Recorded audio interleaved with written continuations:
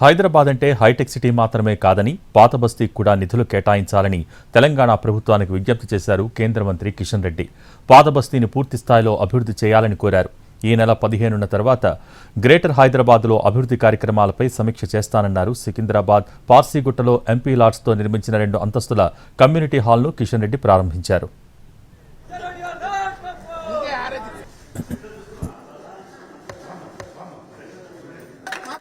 నగరానికి కేటాయింపులు పెంచాల్సినటువంటి అవసరం ఉంది. ముఖ్యంగా హైటెక్ సిటీ లేక మాదాపూర్ కొండాపూర్ గురించి కాకుండా నిజమైనటువంటి బస్తీలు ఏవైతున్నాయో, పాత బస్తీలు ఏవైతున్నాయో అక్కడ మౌలిక వసతులు కల్పించాల్సినటువంటి అవసరం ఉంది.